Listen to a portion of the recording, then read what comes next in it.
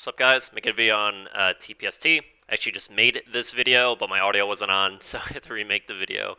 TPST, this main thing I traded. SPRC today, I did not have shares. Did 1 million float stuff. Wish I could have traded it. Had a good read on the market open push, but whatever. So TPST was all I really had that I wanted to trade. Made a video. I traded this yesterday on this like little long trappy push that I thought would pull, give a deep fade. Didn't deep fade, but also didn't reclaim 7.5, right? So what do we know about this chart? We know 7.45 was the highs, and then we have 1, 2, 3, 4 touches, and then in the pre-market we had it break 7.5, but this is just like 4 a.m. volume, but it's still worthy to note because it's right at where highs were yesterday. And here's 7.4s, 7.4s, high 7.3. So you have this very painted level. It's like it's hitting very obvious resistance, right? It's like, oh, 7.5 is heavy, 7.5 is heavy. Well, what we know about chart pain and manipulation is that when the same level keeps getting hit over and over and over and over again, and the chart is heavily manipulated, there's tons of volume, a lot of times that level is going to get attacked, right? So I wasn't trading this at market open, long or short. Just saw the dip, saw the up halt, and I was like, man, it'd be great if they just swiped it straight through 7.5. Like, just do an insta short squeeze, and then give some type of pattern that I can get in on, right? So that doesn't involve me guessing where high day is. So it's like, that'd be nice. So you get a little flag here, and you get a clear out. Now I didn't short this clear out because again I was really hoping I was thinking, oh man, 7.5 still painted. It's gonna squeeze, so I wasn't in this. Swipe support, and I saw the big reclaim, right? And then what I should have done was I should have got long, but for some reason I wasn't anticipating it would happen this fast, even though it's pretty normal that something happens this fast. So I wasn't long. So I saw, and I didn't want to chase, so I wasn't long, wasn't short. Saw this push, saw a pullback. I saw this push. I'm like, oh, this is a squeeze, man. It's gonna be like this candle's just gonna squeeze, go straight up. And then it starts stalling, and then this starts stalling, and then the volume starts decreasing. I was like, wait a minute, are they really gonna trap longs on this reclaim and like roll it over and crack VWAP and and obviously TPSC is so extended that I know this is a potential backside bounce play that's bouncing much higher than what people are expecting. Um, if this is the long trap, I have to be in it. So I ignored the painted level. I ignored the clear short trap, the clear out short trap right here, and I went in the 730s. And then I expected, and the low volume was still there. It was rolling over, and I'm like, man, it's gonna crack 7. It's gonna crack VWAP. It's gonna just like it's gonna trick all these longs. Didn't get any of that, obviously. It ended up flagging. Got a nice little flag. And then sometimes you'll see this. Sometimes you'll see like a potential long trap pattern that I'll be in on, and it seems to be working, and then it starts grinding sideways, and like you see support start to hold, and then it starts flagging. Never a good thing. Really, never a good thing. So interesting enough, I actually risked under 7.5 because that level's so painted that everyone puts their stop at the same level. So when everyone puts their stop at the same level, when that level gets broken, especially a half-hour level like 7.5, you get these insane pushes, man. Because this is potentially just hundreds of thousands of shares of stop losses getting executed at the same time. Just because everyone is like seeing the same resistance level, everyone sees this short candle, and everyone risks the same level. So what that means is, the stock market. Second, sorry, somebody. The stock market is an order book, right? There's the ask and the bid. There's all the offers above the ask, and there's all the orders below the bid, right? So there's the ask and the bid. And something I've been talking about a little bit more recently is Bookmap. And what is Bookmap? Bookmap is simply your level 2, so you're asking in your bid, but visualized on a chart, right? It shows you on a chart that's different from this chart. I'll show you what it is. But it can actually tell you in real time, like, hey, this is where all the orders are on the ask at all prices, and here's all the orders on the bid at all prices. So you can see exactly how much liquidity is in the market, right? Thin stocks will have 100 shares here, 100 shares there. You know, stocks like this will have 100,000 shares or 100,000 shares there. So you can see where people have their orders in terms of where they want to buy, where they want to sell. And you could actually get a really good idea. You could form a really good thesis of what's going to happen based on where the orders are, how many there are, you know, and stuff like what you know about chart paint, what you know about short squeezes. And this is a good example of that, so I'll show you really fast. So without getting too detailed, because this could get really confusing, I'll go to the short squeeze. This is the morning short squeeze. Okay. Now, without overwhelming anybody, the only thing you need to know, guys, the only thing you need to know, it's not that hard. Okay, these, can you see my cursor? These lines, okay? So here's the price. It's at 7.38, right? This is before the squeeze in the morning, right? These lines represent the ask. This is the ask, okay? This is how many orders, and this is how many orders are on the ask at this price, at this price, at this price. That's all it is. And the colors just, the darker the color, the more orders there are, right? So 7.5 has a bunch of orders. So, by the way, Thinkorswim, this is Bookmap through Thinkorswim. They're actually missing data. Like, there's actually a lot more than 20K here. There's probably a couple 100,000, but it's good enough to visually understand where people are positioned on the order book, right? So this is the ask, right? And this is the bid. So these are people on the bid. You know, and that means in order for a stock to go through these prices, somebody has to market order buy through this many shares through every single one of these prices. If that doesn't happen, the stock won't go up. Okay, and that's the market. Same thing with the downsides. You know, people have to market order sell through the bid. Okay, very simple. All right, it's all a chart, a stock chart. It's just a visual representation of the order book, right? The order book is the market. It is the market. And the market orders and the volume. The volume in the order book is the market, all right? The chart is just a representation of what is happening, right? So, but the thing I wanted to point out in Bookmap, and this is why I put my risk below 7.5, here's the squeeze, right? So right here, this is that squeeze from 7.5 to 8. And as you see, it instantly goes through the entire order book, right? So if you record your screen, you'll actually see that when it's broke 7.5, it pretty much reached $8 instantaneously. And if you're shorting this, you can have a lot of slippage. It doesn't matter if your stop loss is at 7.51. You could get executed at 7.9, 7.95, because since every single person has their stop loss at the same level, and you can actually see this orange line is 7.5. This orange line is 8. In between 7.5 and 8, there's not a lot of orders there. You know, there's some, but there's not a lot. So if everyone has their stop loss above 7.5, that's why this big candle, that's why you get these instantaneous squeezes, right? Because there's so many market stop orders from short sellers it's pushing through the order book instantaneously because there's not enough orders to sustain all that buying, right?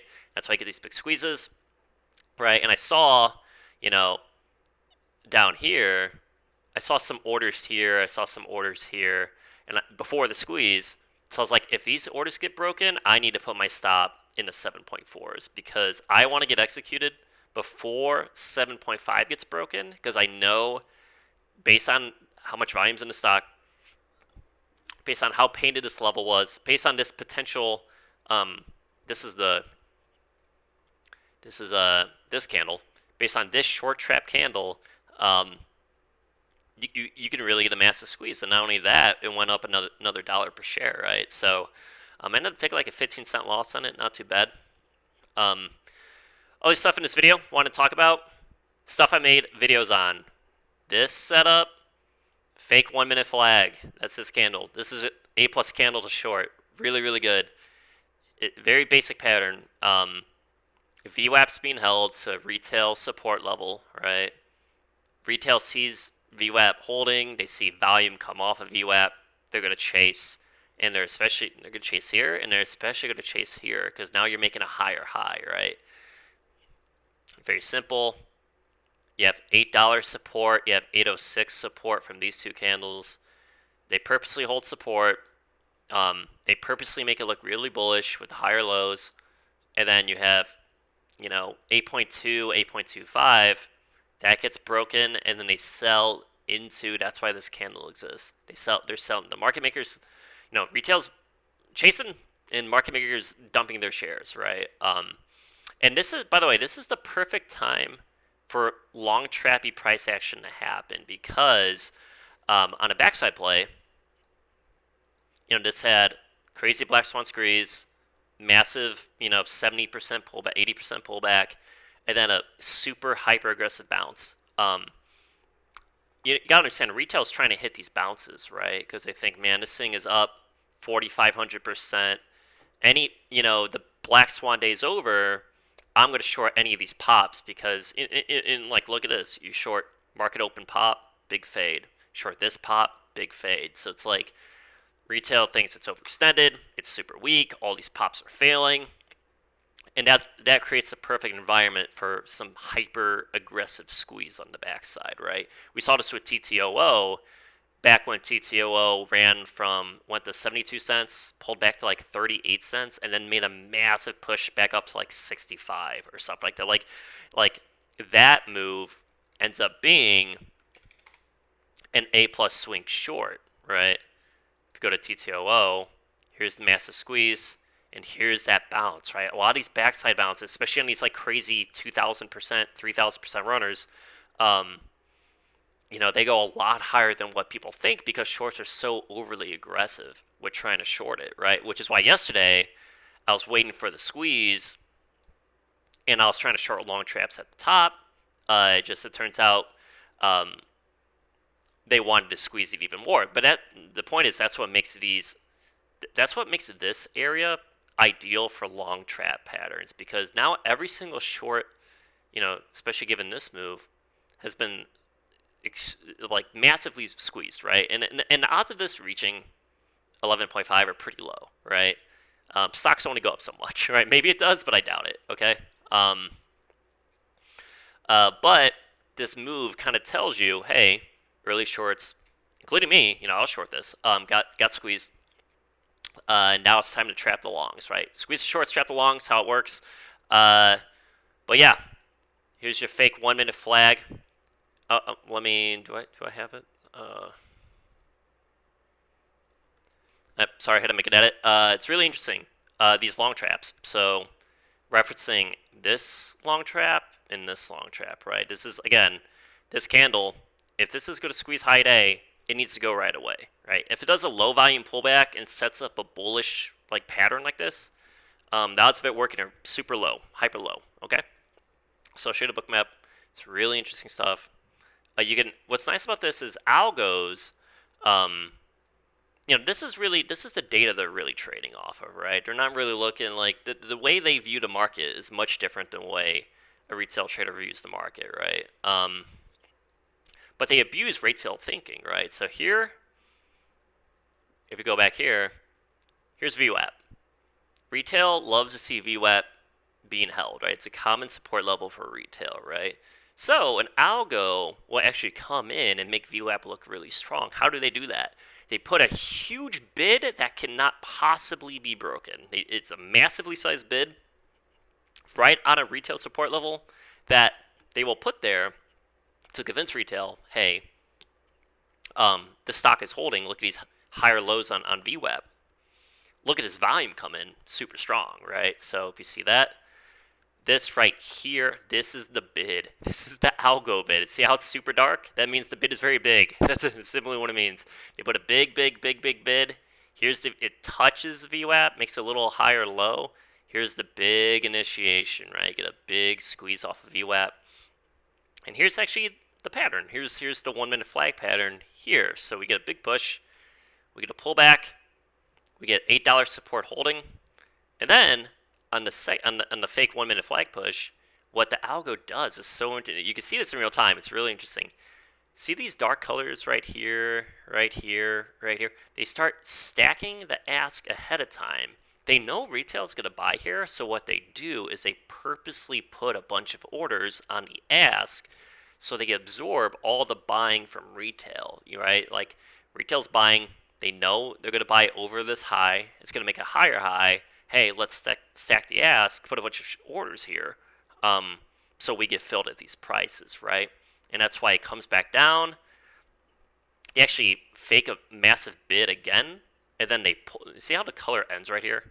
Like there was a bid here, it's orange, and then it turns blue right here. They're pulling the bid, right? So like they're making this like, higher low, because this was at 8.06, this was 8.11, this was 8.12.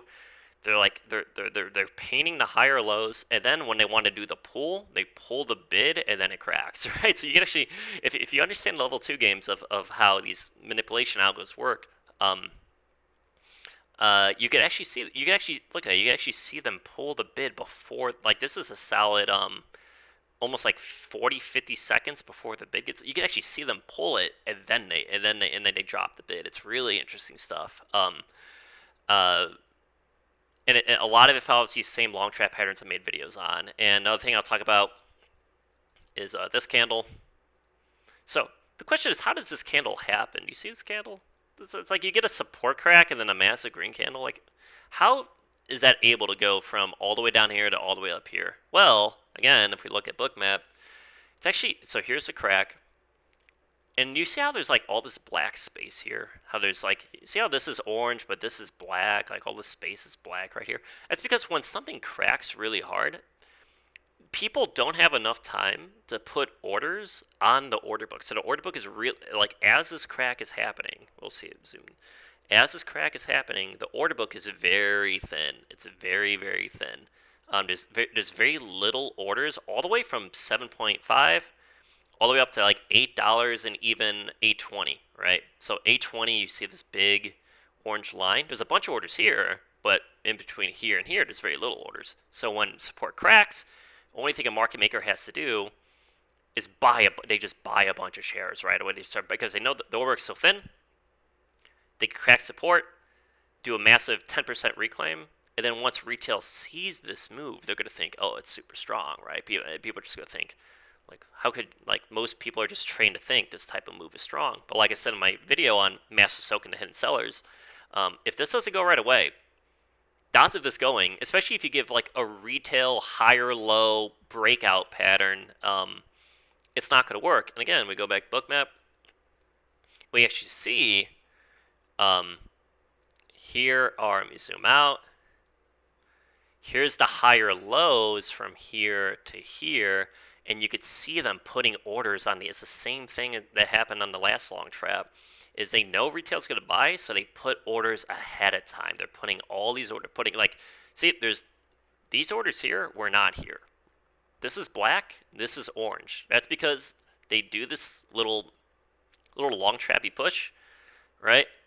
Retail's covering, retail shorts are covering, longs get in, and they start stacking the ask because they're just looking to get all their orders filled. So that's why the stock doesn't move. The low volume comes in. Every one of these little micro pushes is getting stuffed, it's getting denied, and then you get the rollover and a rollover. So now we're in the backside of, this black swan potential backside, rollover type of play. So just wanted to show that. Discord info coming out today. You guys can join tonight, or yeah, why not? I keep putting it off because I keep adding stuff to it, but I'm just gonna open it now. You'll find out. I'm gonna post. I have a video I made that talks about all the info about what it is, how you can join, all that stuff, what you're gonna see in there. And yeah, and hope this was pretty interesting. TPSC was really one for the ages. Did not lose a lot of money even on this crazy day. I actually made a video that I never finished because I got interrupted about how I managed my risk on this. I actually didn't lose a whole lot of money on the Black Swan day. And yeah, so hope that was interesting. Took an L, had a couple decent winners, swing some, and that's about it. So hope that was good. Make a video. I couldn't do SPRC because I had no shares, but 1 million float, BS, you know what I mean? We could talk about this some other day, but it was an interesting one. I just couldn't trade it. So, anyways, guys, you have a good one. See ya.